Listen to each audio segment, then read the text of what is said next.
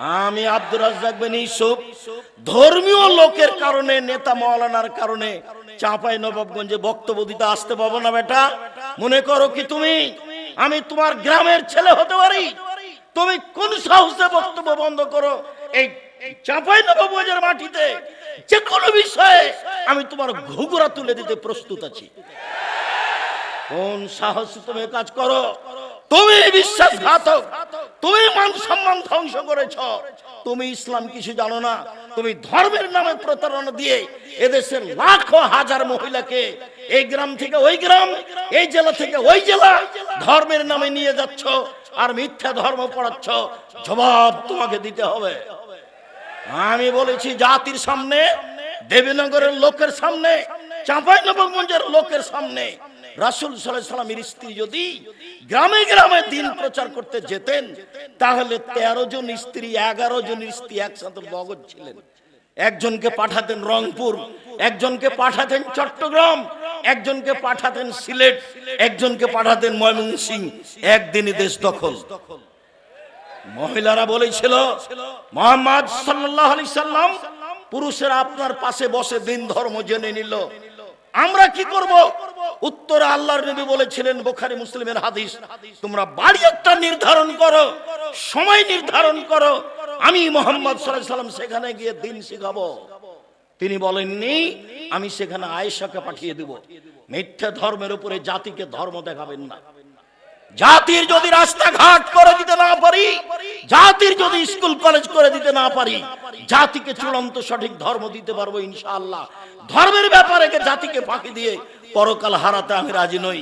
আমি বলেছি চাঁপাইনবাবগঞ্জের দিনী ভাই বোন, আপনি আমার বোন, আপনি আমার ভাই, অন্তত ধর্মের ব্যাপারে আপনাকে আমি পরামর্শ দিতে চাই, আমি আপনার কাছে পরামর্শ নিতে চাই। আপনি এভাবে বলবেন মহিলা মানুষ হয়ে প্রোগ্রাম করতে গিয়ে, বুবু শাড়ি পরে নামাজ পড়লে বুবু ল্যাঙ্গট পরতে হয়, বুবু নইলে মাটি অভিশাপ করবে, ধর্ম করবে, বাপের সম্পত্তি। তুমি এই কথা বললে কেন? তোমার নেতাকে চ্যালেঞ্জ, তোমার জাতিকে চ্যালেঞ্জ, তোমার বাপকে চ্যালেঞ্জ, তোমার বংশকে চ্যালেঞ্জ। প্রমাণ করো দেখি আমি বেঁচে আছি। ধর্মকে উল্টা করে দেখে হিসাব দেখাবে না। আমার বুঝে তোমার শতকরা ধর্ম কথা মিথ্যে। ওরা ফাজালে আমল লিখেছে হাজারো কথা মিথ্যে, তোমারও লাখো কথা মিথ্যে। ধর্ম এরকম নয়। মানুষ মারা গেছে, সেই বাড়িতে তুমি লাশকে সামনে রেখে নামাজ পড়ো, লাশকে সামনে রেখে কোরআন পড়ো, আর তুমি হাত তুলে দোয়া করো। ধর্ম পাগল হয়ে গেছে। ধর্ম রাজশাহী চাঁপাইনবাবগঞ্জের হাওয়াই লাড্ডু, दोनों हाथ में लड्डू है, जो चाहे उसको खा ले, जो चाहे उसको छोड़ दे। ভুল হিসাব। তোমাকে, তোমার লোকজনকে, তোমার সবকিছুকে এই মিথ্যা ধর্ম থেকে ফিরে আসতে হবে। একদিনের জন্য বেঁচে থাকলে সঠিক পথে বেঁচে থাকার চেষ্টা করি। আমাকে দেশ দখল করতে হবে এই জিম্মেদারি দেওয়া হয়নি। বহু নবী দুনিয়া থেকে চলে গেছেন, একটা মানুষে হেদায়েত হয়নি। বুখারী মুসলিমের একটা হাদিসে এসেছে, আল্লাহর নবী বলছেন আমার সামনে একজন নবী পার হলেন, তার সাথে একজন লোক আছে, মানে ওই নবী সারা জীবন দাওয়াত দিয়ে মাত্র একজন লোক হেদায়েত হয়েছে। তিনি বললেন আমার সামনে দিয়ে আর একজন নবী পার হলেন, দেখলাম তার সামনে তার সাথে দুইজন লোক আছে, মানে ওই নবী সারা জীবন দাওয়াত দিয়ে মাত্র দুইজন লোককে হেদায়েত করতে পেরেছেন। আল্লাহর নবী বলছেন আমার সামনে দিয়ে একজন নবী পার হলেন, লাইসা মাহু আহাদুন, তার সাথে কেউ নেই। তার মানে ওই নবী সারা জীবন দাওয়াত দিয়েছেন, কেউ হেদায়েত হয়নি। তাহলে কি তিনি বিচারের মাঠে পরাজয় হবেন? জি না। সত্যই যথেষ্ট পরকালের জন্য, ন্যায় পরায়ণই যথেষ্ট পরকালের জন্য।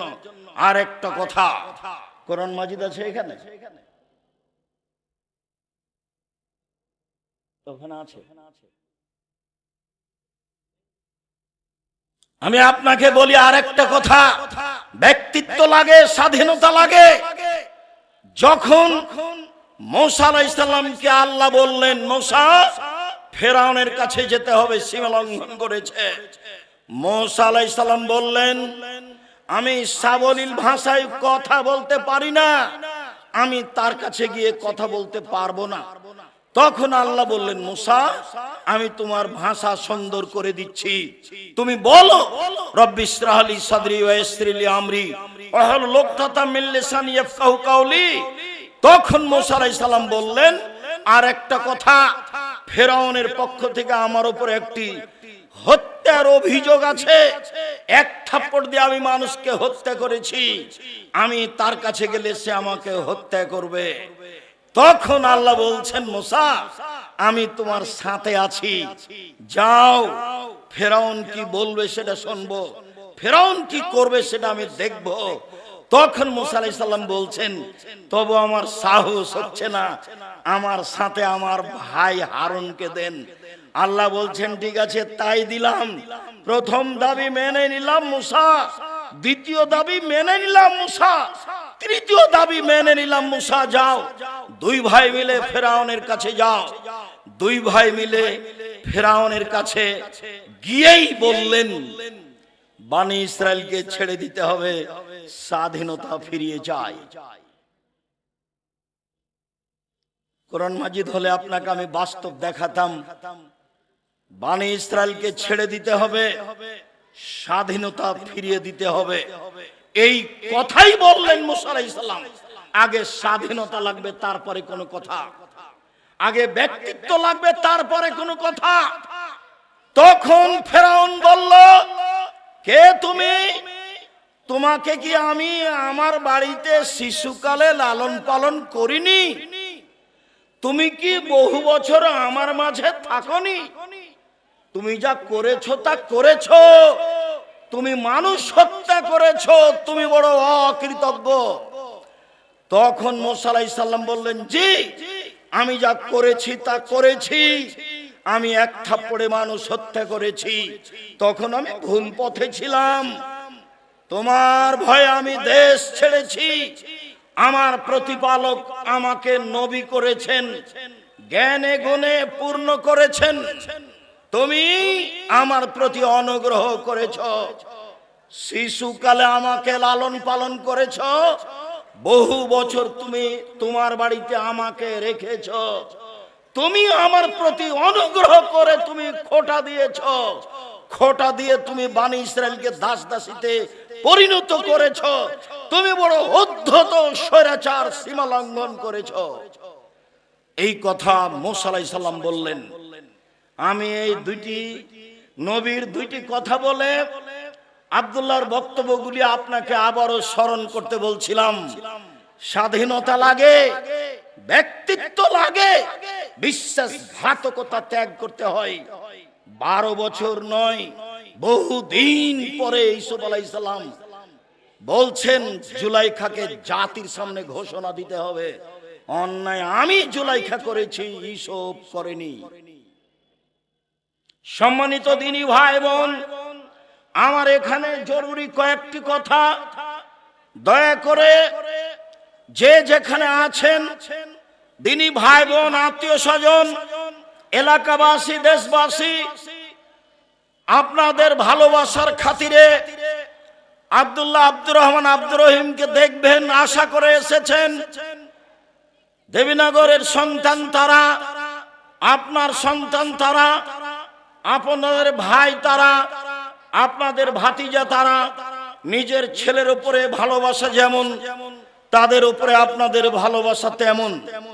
এটাই কামনা করো তো তাদের জন্য আমি আপনাদের কাছে দোয়ার দাবি রাখি এই মর্মে যে আল্লাহ যেন তাদের খিদমতকে কবুল করেন, আল্লাহ যেন তাদেরকে জাতির সামনে গ্রহণীয় করেন, আল্লাহ যেন তাদেরকে তাকওয়া ভিক্ষা দেন, পরহেজগারিতার ভিত্তিতে জাতির সামনে কোরআন এবং সহিহ হাদিস পেশ করবে, জাতির ভবিষ্যৎ কল্যাণ নিয়ে তারা আলোচনা করবে, জাতিকে পরকালমুখী করবে।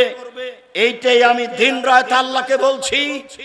আমি যেটা আরো চেয়েছি, আমার মনে বড় সাধ, আমি এই দেশের মাটিতে উন্নত মানের প্রতিষ্ঠান গড়বই ইনশাআল্লাহ, যেখানে ছেলে মেয়ে বাংলা, ইংরেজি, আরবি উন্নত মানের শিক্ষা অর্জন করে জাতির অন্যায়ের বিরুদ্ধে লড়বে, মুখে কলমে মিডিয়ায় লড়বে ইনশাআল্লাহ। এই সুবাদে দিন কাটাচ্ছি। জামিয়া সালাফিয়া ডাঙ্গিপাড়া পাওয়া রাজশাহী প্রায় 40 বিঘা জমির উপরে অবস্থান করে। জামিয়া সালাফিয়া তানোর রাজশাহী এইটা প্রায় 60 থেকে 70 বিঘা জমির উপরে নির্মাণ হতে যাচ্ছে। জামিয়া সালাফিয়া রূপগঞ্জ নারায়ণগঞ্জ ঢাকা প্রায় 100 বিঘা জমির উপরে অবস্থান করে। জামিয়া সালাফিয়া দিনাজপুর তেঘরা এটা প্রায় 20 বিঘা জমির উপরে অবস্থান করে। জামিয়া সালাফিয়া চট্টগ্রাম রেডি আছে, চলমান হয়নি। জামিয়া সালাফিয়া বরিশাল চলমান আছে। জামিয়া সালাফিয়ার জন্য কুষ্টিয়ায় জমি কিনা আছে। জামিয়া সালাফিয়ার জন্য যশোরে জমি আছে। জামিয়া সালাফিয়ার জন্য ফেনীতে জমি আছে। জামিয়া সালাফিয়ার জন্য বগুড়ায় জমি আছে। জামিয়া সালাফিয়ার জন্য ময়মনসিংহ জেলায় জমি আছে। জামিয়া সালাফিয়ার জন্য কুমিল্লায় জমি প্রস্তুত আছে। সারা দেশ জুড়ে বড় বড় জেলায় জামিয়া সালাফে গড়ব ইনশাআল্লাহ। সারা দেশ জুড়ে মক্তব পরিচালনা করব ইনশাআল্লাহ। যেখানে ছেলে মেয়ে আকীদা সংশোধন করবে এবং নিজেকে মুক্তি করবে গোলামি থেকে। লন্ডন আমেরিকায় যাই, যেতেই মিথ্যা কথা বলা লাগে, ওই দেশে গিয়ে সুদ নিয়ে জীবিকা নির্বাহ করা লাগে, মিথ্যা করে একটা মেয়েকে বিবাহ করা লাগে, তাহলে 2 জন লোকের ভাতা পাওয়া যায় এমনিতে। বউ সাজে যেই সেও টাকা পায়, বউ সাজায় যে সেও টাকা পায়। ভিত্তি হচ্ছে সুদের উপরে, চলা ফিরা হচ্ছে মিথ্যার উপরে। বিদেশে গিয়ে দিন ধর্ম বিক্রি করে, স্বাধীনতা বিক্রি করে মুসলিম দিন কাটায়। পদ্মা সেতু তৈরি করে বিদেশের লোক, বাংলাদেশের লোক তারা লেবার হিসাবে কাজ করে। আমাকে বলছে আব্দুর রাজাক সাহেব, আপনি জামিয়া সালাফিয়ায় সায়েন্স খুলেন না কেন? আমার জন্মভূমি দেবীনগরে সায়েন্স আছে, এদেশের বড় বড় স্কুলে সায়েন্স আছে। তার ছেলের ফলাফল কি আমাকে শোনান। বাপে তো বহু টাকা খরচ করেছে, লক্ষ লক্ষ টাকা খরচ করে ছেলেকে মানুষ করেছে। ফলাফলে দেখা গেল সেই দিন বেশ হুঁশিয়ার বুদ্ধিমান সচেতন মেধাবী ছেলেটা, দেবীনগরের ছেলেটা গাড়ি থেকে নামলো, পরনে প্যান্ট আছে, প্যান্ট টাকনোর নিচে আছে, দাড়ি চাঁচা আছে, হাতে সিগারেট আছে, গলায় টাই আছে, এইভাবে গাড়ি থেকে নামলো। একটু পরে গাড়ি থেকে নামলো বৌমা, হালকা হালকা গায়ে কাপড় আছে। একটু পরে নাতনি গাড়ি থেকে নামলো, পুতিন গাড়ি থেকে নামলো, গায়ে কাপড় নেই। দেখি গাড়ির পিছন দিকে কুকুর আছে। বলেন টাকাটার অবস্থা কি হলো? এরই নাম সায়েন্স। এবার আপনি দেখতে পারেন, বাড়ি যান ঢাকায়, ঢাকায় আপনার ওই পিজি হাসপাতালে ছেলে প্রতি মাসে 3 লক্ষ টাকা মাসে বেতনে চাকরি করে। প্রেসক্রিপশন ওই কোম্পানি লিখেছে যে কোম্পানি তাকে টাকা দেয়। ও জানে এর চেয়ে ওষুধ ভালো আছে। ও তো শয়তান, ও একটা আস্ত শয়তান, ও একটা প্রতারক। আপনারা বাপ মা প্রতারক। আপনি আপনার ছেলে মেয়ে কবর দিয়েছেন। এই জাতীয় শিক্ষিত, এই ব্যক্তিও শিক্ষিত, এই ছেলে মেয়ের কি উপকার করতে পারে? আমার নামে 5,000 কোটি টাকার মামলা হবে কেন? আমি ঠাকুরের কি করেছি? ঠাকুর বলেছে ও কালিমা তোমার আকাশ, ও মা তোমার বাতাস। আমি বলেছি ও ঠাকুর তোর বাপের আকাশ, কালিমার বাপের আকাশ। ঠাকুর জাতির শত্রু, ঠাকুর বাঙালির শত্রু, ঠাকুর জাতির শত্রু, ঠাকুর বাঙালির শত্রু, ঠাকুর ঢাকা বিশ্ববিদ্যালয়ের শত্রু, ঠাকুর বাংলা ভাষার শত্রু। আরে ঠাকুর হলো ইংরেজদের দালাল। যেদিন আমি মুসলিম ইংরেজদের নির্যাতনে জেলে আছি, সেই দিন ঠাকুর লন্ডনে থাকে। এর নাম ঠাকুর। ঠাকুর সবচেয়ে বড় বদ মানুষ এই বাংলার ইতিহাসে, ভারতের পাতায় সবচেয়ে বদ মানুষ এই ঠাকুর। যতবার বলেছে ও মা তোমার আকাশ, ও মা তোমার বাতাস, ততবার ঠাকুর বলেছে ও কালিমা তোমার আকাশ, ও কালিমা তোমার বাতাস। আমি আব্দুর রাজ্জাক বিন ইউসুফ, আমার ছেলে মেয়ে এই গান পড়তে পারে না, অসম্ভব। আপনার মতো কাপুরুষের সন্তান পড়তে পারে, আপনাকে আমি শিক্ষিত মনে করি না। আমি যে অশিক্ষিত আপনি এই কথা আমি আজ থেকে না 30 বছর আগে বলেছি। আপনাকে, আপনার ছেলেকে, আপনার মেয়েকে, আপনার বাপকে, আপনার জাতিকে, আপনার বংশকে যদি আমি অশিক্ষিত প্রমাণ করতে না পারি, জাতির সামনে বক্তব্য দেব না। নতুন এই কথা বলিনি, বাংলার মাটিতে 30 বছর থেকে বলে আসছি, বিদ্যা কাকে বলে আগে নিচেকে জানতে হবে, তারপরে বাচ্চাকে বিদ্যা দিতে হবে। আপনার বাচ্চা বিদ্যাইটা বুঝতে পারলো না। বলেছি আমি 71 সাল থেকে নিয়ে এখন পর্যন্ত কোন শিক্ষিত মানুষ শিক্ষামন্ত্রী হয়নি এদেশে। যাওয়ার সময় থেকে একটা বই সাথে নিয়ে যাবেন, বইয়ের নাম হচ্ছে শিক্ষা বনাম জাহেলিয়াত। আপাতত 1 থেকে 10 পর্যন্ত বিদ্যা নাকচ করা হয়েছে, নিয়ে যাবেন সাথে। বইয়ের নাম হলো শিক্ষা বনাম জাহেলিয়াত। আরে বেগম রোকেয়া শিক্ষিতা মহিলা হলো কিভাবে, অবাক কথা।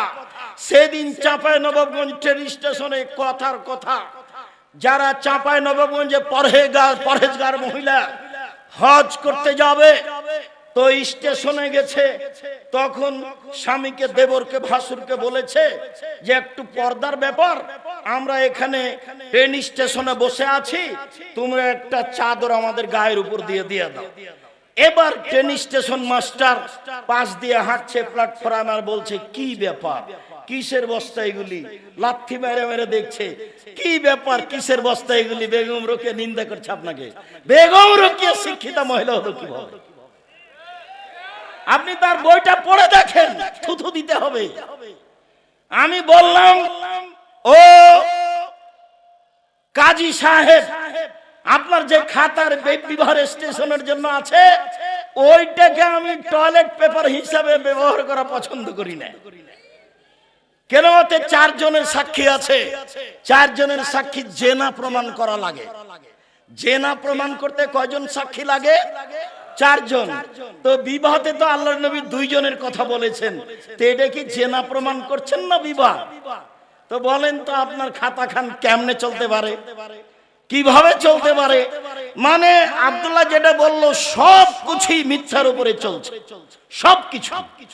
যেটা আমি বলেছি আমার দেবনগর জন্মভূমি গ্রাম হিসাবে, যে দেখো ডুলি বিবি প্রথা এমন ভাবে ভুলে যেতে হবে, ডুলি বিবি শব্দটার মুখের উপরে পেশাব করে দিতে হবে। আজ থেকে নিয়ে 20 বছর পরে কোন ছেলে কোন মেয়ে যদি বলে ডুলি বিবি, তাহলে আরো 5 জন যেন বলে ডুলি বিবি কি গো, ডুলি বিবি কি, তার মানে কি, এটা যেন বলে, এমন ভাবে ভুলে যেতে হবে।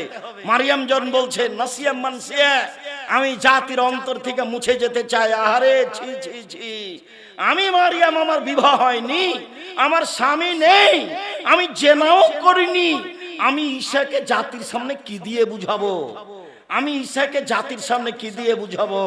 আমি যখন ঈশাকে নিয়ে গ্রামে গেলাম, গ্রামের লোক ঠিকই বললো ছি ছি ছি ছি ছি, তোমার মা কত ভালো মানুষ, জেনা করেনি। আরে তোমার বাপ কত ভালো মানুষ, কোনোদিন জেনায় লিপ্ত হয়নি, আর তুমি তার মেয়ে জেনা করেছো, অবৈধ সন্তান কাঁধে করে গ্রামে নিয়ে এসেছো। আগে এই বাক্য বলেছিলেন মারিয়াম, আল্লাহ কুনতু নাসিয়া মানসিয়া, আমি এমন হতে চাই, মানুষের অন্তর থেকে মুছে যেতে চাই, মানুষ যেন কেউ না জেনে মারিয়ামকে। ডুলি বিবি তেমন শব্দ ভুলে যেতে হবে। যদিও আমি বলেছি চাঁপাইনবাবগঞ্জ জেলার বিবাহের শুরু থেকে শেষ পর্যন্ত একটা কাজও জায়েজ নয়, আমার জানা অনুপাতে একটা কাজও জায়েজ নয়। এখন নতুন কোনটা হলো নাকি, মাওলানা খাড়গাঁয়ের মাওলানা, নামটা এখন ভুলে যাচ্ছে, আমার চাচাতো ভাইয়ের বিবাহ পড়ালেন, বিবাহ পড়ে বদরের আব্বা, বিবাহ পড়ানোর পরে বলছেন যে উঠো উঠো উঠো, 2 রাকাত সালাত আদায় করো, উঠো 2 রাকাত সালাত আদায়। বিবাহ পড়ানোর পরে 2 রাকাত সালাত আদায় করতে হয়।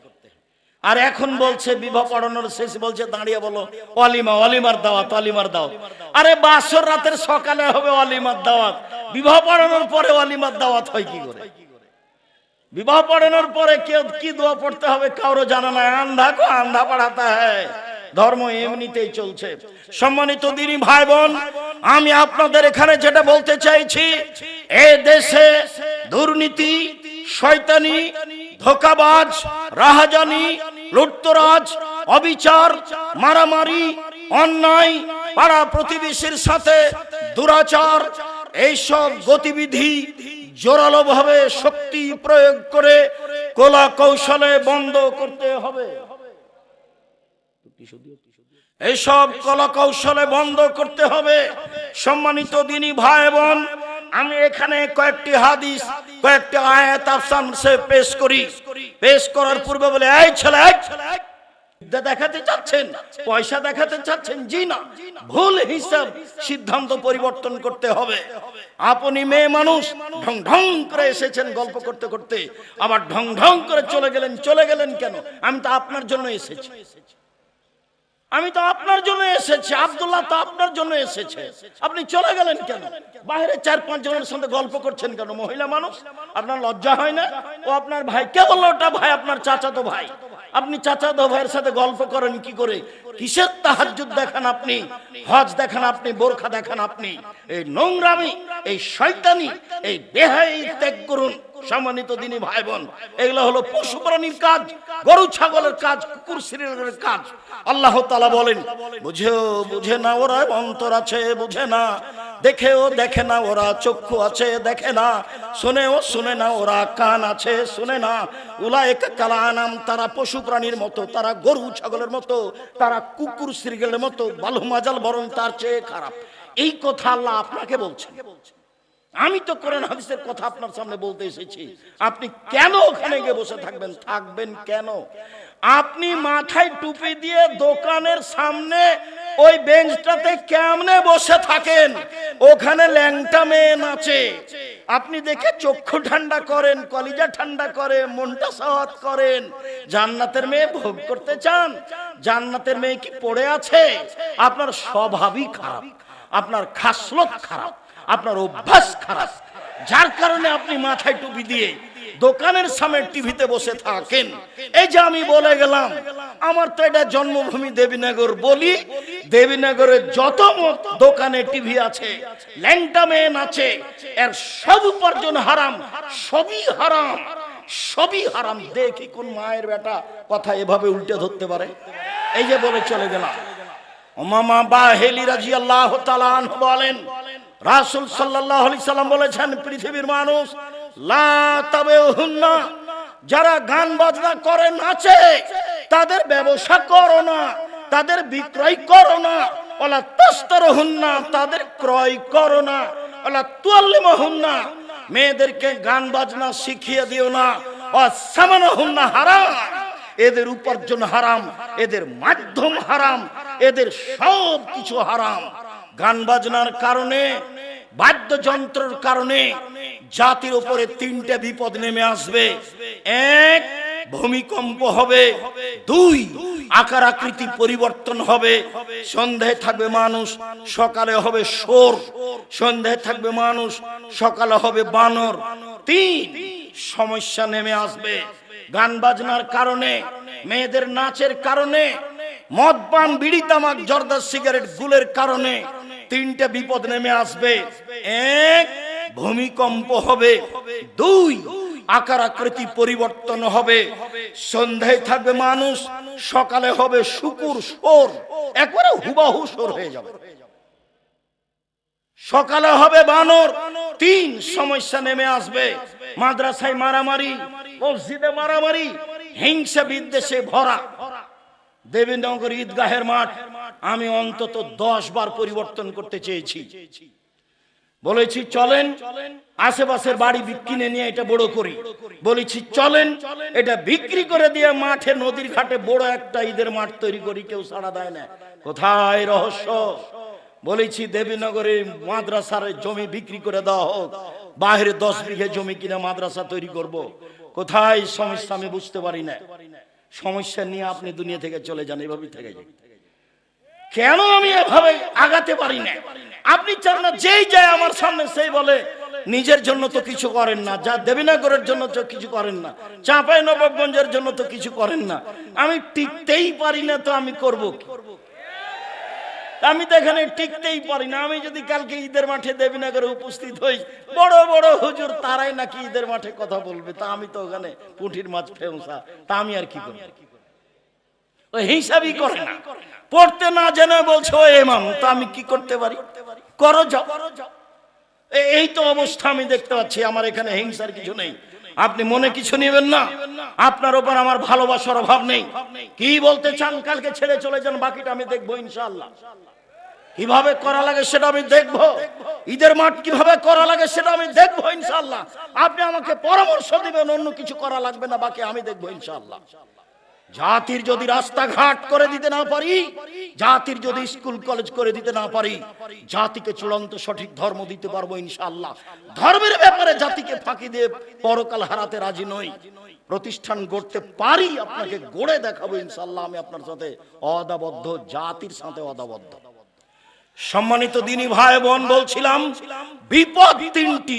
এক, এজা সারেবুল খমুরা, যখন আপনি নেশাদার দ্রব্য পান করবেন তখন তিনটে বিপদ নেমে আসবে। ভূমিকম্প, সর হয়ে যাওয়া সকালে বানর, আর বিপদ। দুই, জাহারাতিল কায়নাত, মেয়েরা যখন নাচবে, সব দোকানে মেয়ে নাচবে, ঘন্টার ঘন্টা বসে থাকেন আপনি টুপি মাথায় দিয়ে, সব দোকানে মেয়ে নাচে, সব বাড়িতে মেয়ে নাচে।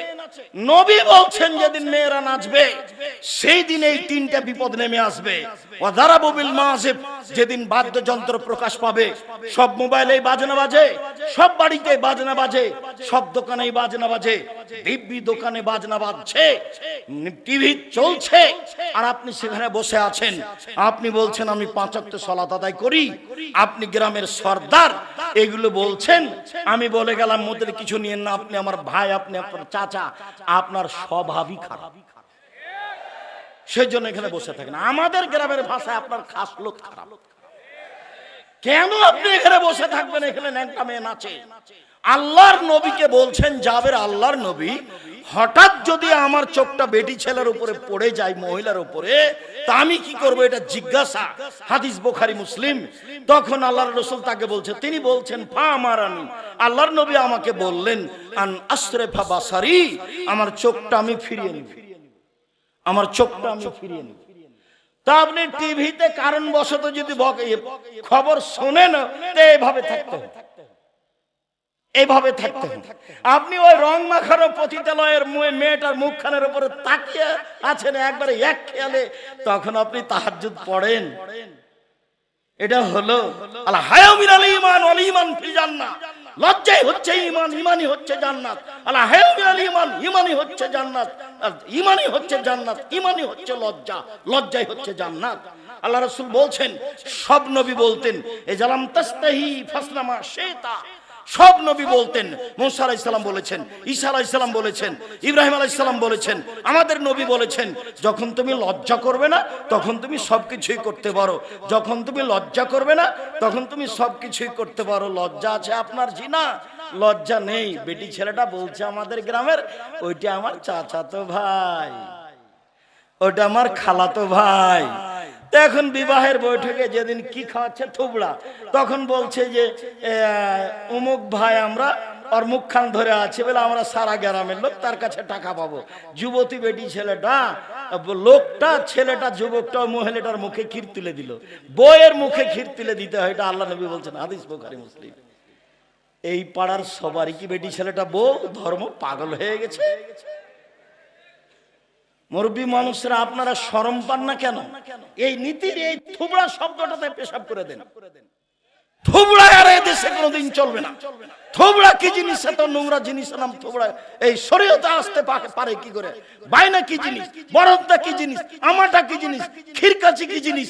এই সব কিছুর মুখের উপরে পেশাব করে দিতে হবে, আর কোনোদিন আসবে না এগুলো বাড়িতে। মেয়ের পক্ষ থেকে জয়জন লোক গেছে, ছেলের পক্ষ থেকে তো তার ডবল আসবে। ধর্ম পাগল হয়ে গেছে। আমের সময় আম দিতে হবে, আটা দিতে হবে, খাসি দিতে হবে। বোকা ছেলে, তুমি দিয়ে আসো তোমার শ্বশুরকে। তোমাকে তোমার শ্বশুর দিবে কেন? তুমি তো লালন পালন করে একটা মেয়ে পেয়েছো, আবার তো মেয়ের বাপকে দিতে হবে কেন এত কিছু? শুনুন, মহান আল্লাহ বলেন, ইদফা বিল্লাতি হে আহসান।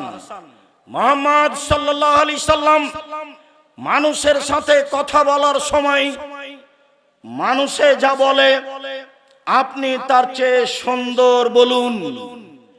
প্রতিপক্ষ যা বলছে আপনার কথা প্রতি উত্তর যেন তার চেয়ে ভালো হয়।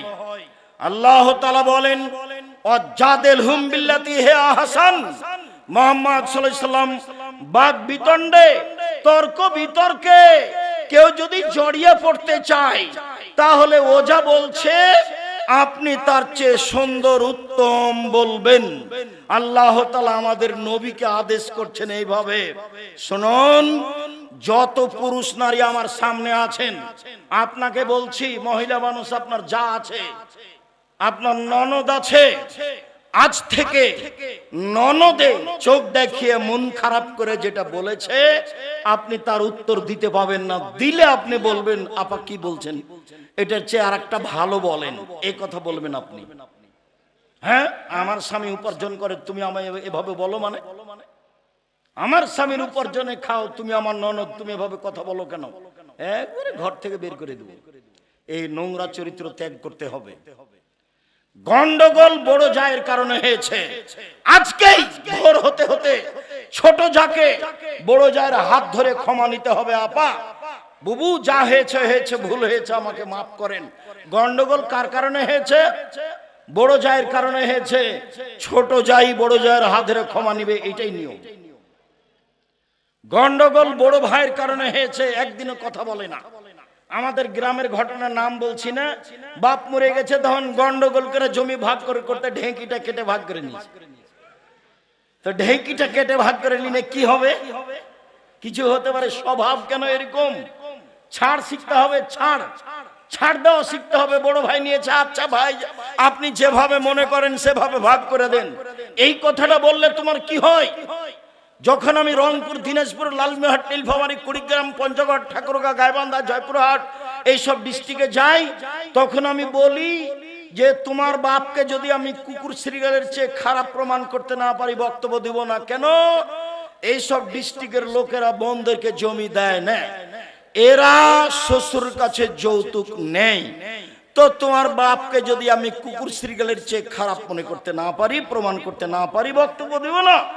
আর তুমি তোমার আব্বাকে গিয়ে বলবা রাত্রে, আব্বা ভাগ্য নিয়ে এসেছি, আব্বা ভাগ্য ছেড়ে আসেনি।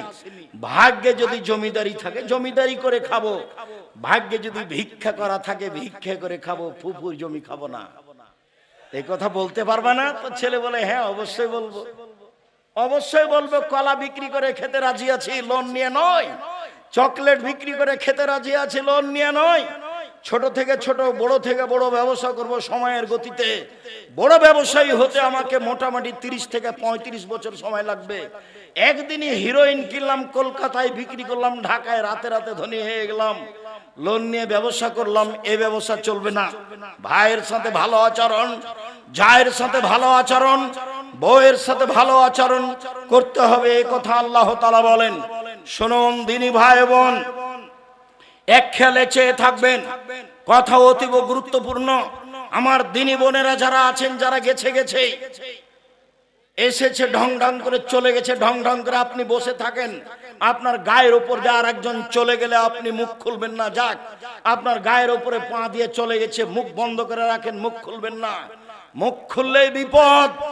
আল্লাহর নবী বললেন বাঁচার 3টা পথ, সমাজে ভালো হওয়ার 3টা পথ।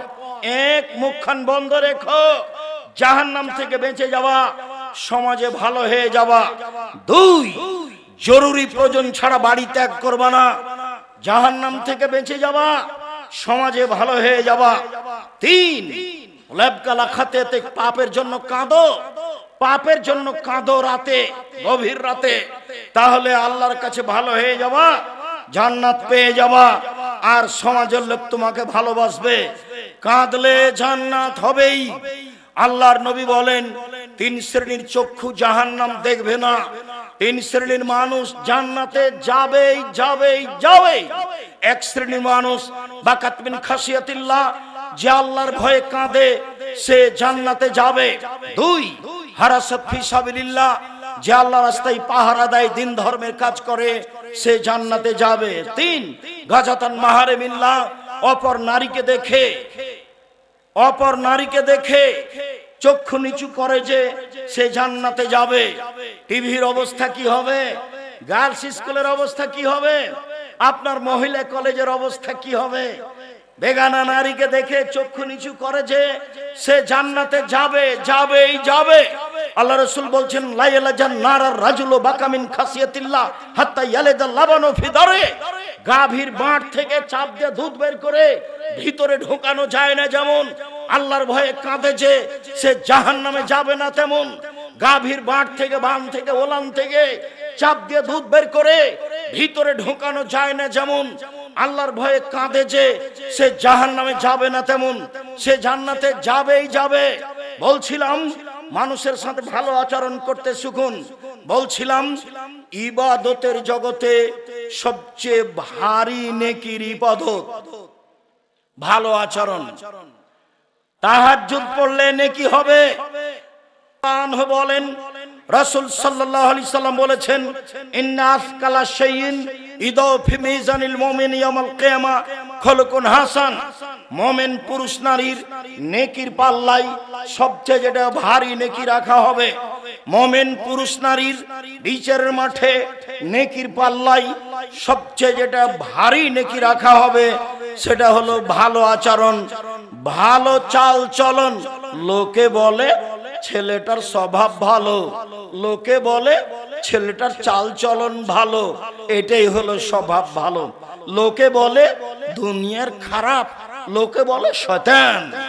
ওর দুমুখার কথা বলিও না তো, তাহলে তার চাল চলন খারাপ, এটা মানুষে বুঝে। আবার একটু বলি, এখানে একটা অটো দাঁড়িয়ে আছে, আমি বসে আছি আর আপনি অটোতে উঠেছেন, উঠতেই লোকটা টান দিয়েছে, এখন আপনি আমার মুখের উপরে পড়ে গেছেন ব্যাগটা নিয়ে। তা আমি বললাম বসেন বসেন বসেন, কোনো সমস্যা নেই, বসেন। এইটা একটা আচরণ।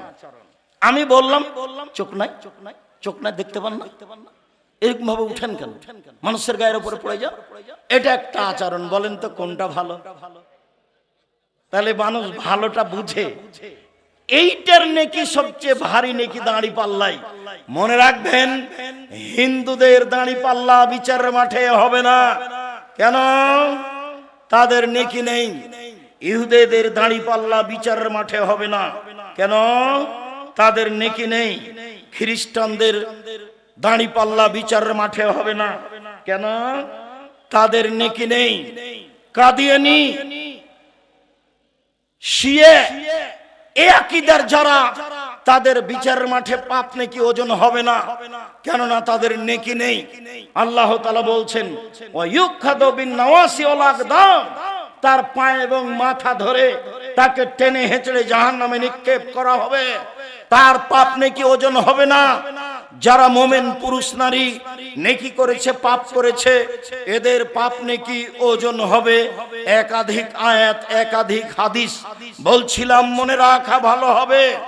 বিচারের মাঠে সবচেয়ে ভারী নেকির ইবাদত হলো ভালো চাল চলন, ভালো আচরণ। ভালো চাল চলন দিয়ে জান্নাতুল ফেরদাউস পাওয়া যায়, এমন কোন ইবাদত নেই যা দিয়ে সরাসরি জান্নাতুল ফেরদাউস পাওয়া যাবে। হজ করে হয় না, সিয়াম পালন রোজা থেকে হয় না, সালাত আদায় করে হয় না, দান খায়রাত করে হয় না। ভালো আচরণ দিয়ে জান্নাতুল ফেরদাউস পাওয়া যায়। এক খেয়ালে চেয়ে থাকুন, আল্লাহর নবী বলেন আনা জাইমুন বে বাইতিন ফিল জান্নাহ লেমান তারাকাল কিসবা ওয়াইন কানা মাযে।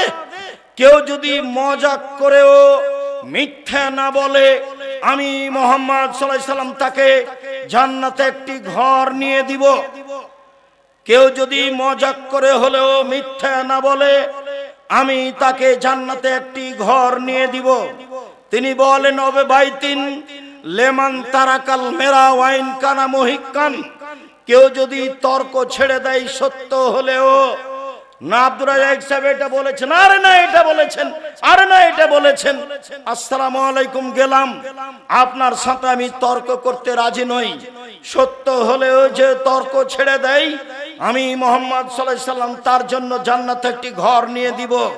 এবার তিনি বলছেন ওয়ালাল জান্নাত লিমান হাসানা খুলুকাহু। যে তার চাল চলন ভালো করলো, আমি মুহাম্মদ সাল্লাল্লাহু আলাইহি সাল্লাম তাকে জান্নাতুল ফেরদাউস নিয়ে দিব। চাল চলন ভালো বলে কাকে? সকাল হতে হতে বড় ভাইয়ের হাত ধরে ক্ষমা নিতে হবে, দুইজনে একসাথেই চলতে হবে ভাইয়ে ভাইয়ে। গলিতে বাবলা কাঠের কাঁটা দিয়ে রাস্তা ঘেরে দিয়ে বলছে তুই কোন দিকে যাবি যা, তুই কোন দিকে যাবি যা। আর বউ বলছে যেতে দিবা না, যেতে দিবেন, ভালো করে বাঁধো, ভালো করে বাঁধো। বদ মায়া লোকটা বলছে ভালো করে বাঁধো, ভালো করে বাঁধো। কত খাসলত খারাপ গায়দেল নিন, সেই স্বামীকে এইভাবে বলছে। অবাক কথা, স্বামীকে এভাবে উদ্বুদ্ধ করছে অন্যায়ের পরে। এরপরে যদি এরকম কাজ করেন, সত্যি এরকম মহিলার উপরে গজব না চলো, একে তালাক দিয়ে দিন, একে বাড়িতে রাখা।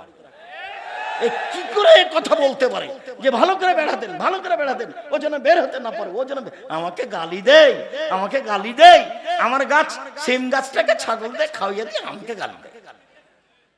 চাল চলন পরিবর্তন করতে হবে। দিয়ারে বাড়ি, এদিকে দেখেন, এই ছেলে খেয়াল করো, তোমার বাপ যখন ধান কাটছিল আইল তো নাই, তো ফাঁড়ি দিচ্ছে, তো মাঝামাঝিতে একটা ধানের গোছ পড়েছে, এটা কি করবে তোমার বাপ? তোমার বাপ যদি এটা নিজের দিকে নিয়ে নেয়, তোমার বাপ জালেম। বড় বড় আলেম ওলামা বসে আছে, দেখো ফতোয়া দেখি কিভাবে উল্টে দেয়। তোমার বাপের উচিত মধ্যের থোপটা কোন দিকে দিবে? প্রতিবেশীর দিকে দিবে।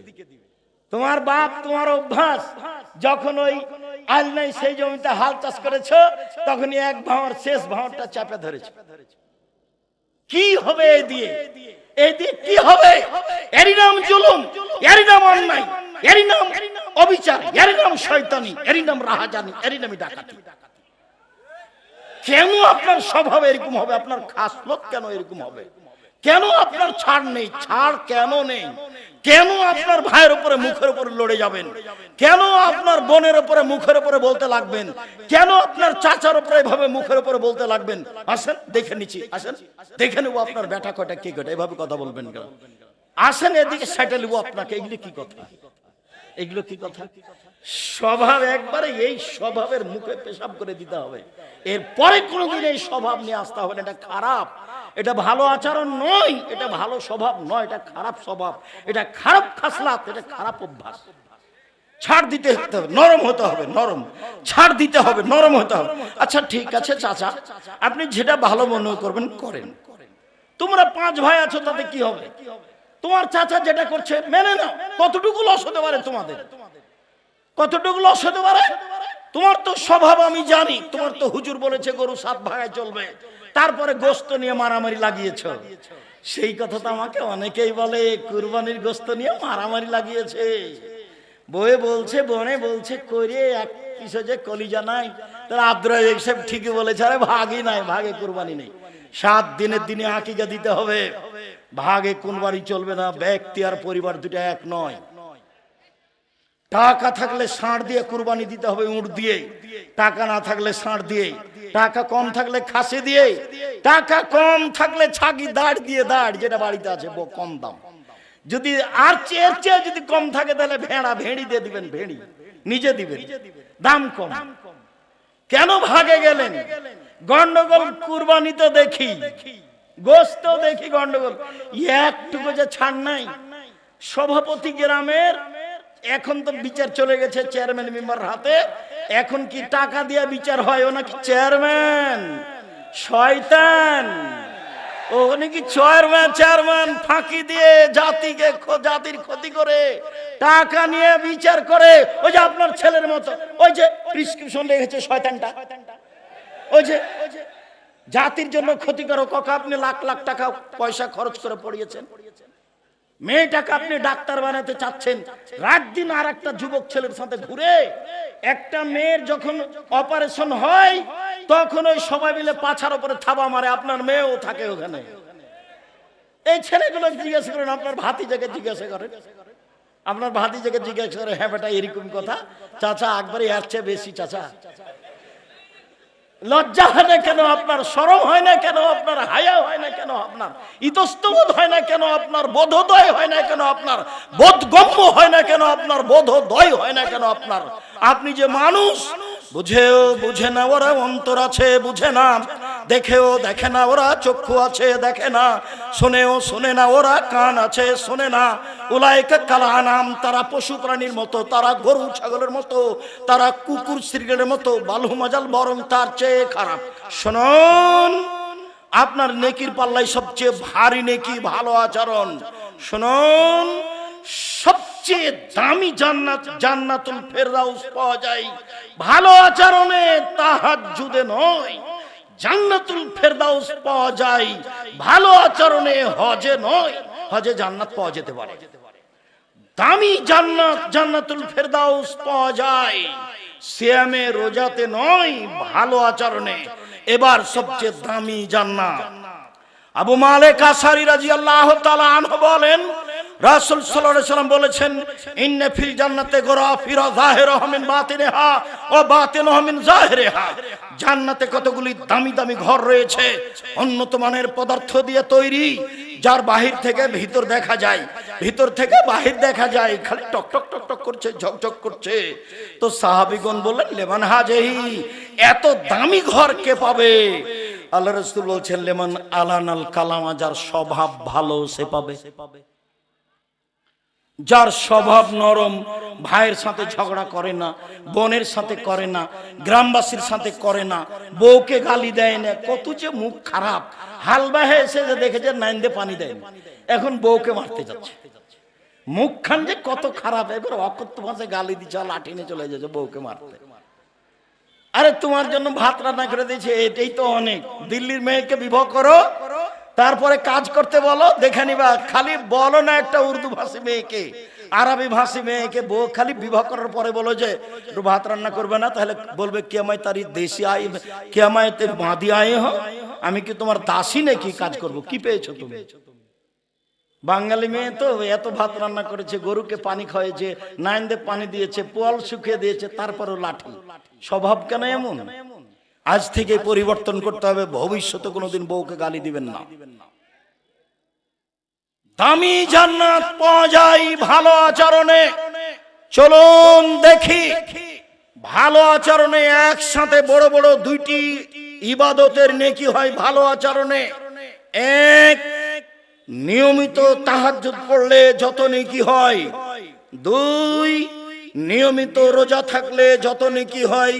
দুইটা মিলে যত নেকি হয়, ভালো আচরণে তত নেকি হয়। আয়েশা রাদিয়াল্লাহু তাআলা আনহা বলেন, ইন্নামাল মুমিন ইয়াজদু বিহুসনি খুলুকিহি দারাজাতাস সাইমুল কায়েম। তাহাজ্জুদ পড়ে যত নেকি হয়, নিয়মিত নফল সিয়াম রোজা থেকে যত নেকি হয়, ভালো আচরণে তত নেকি হয়।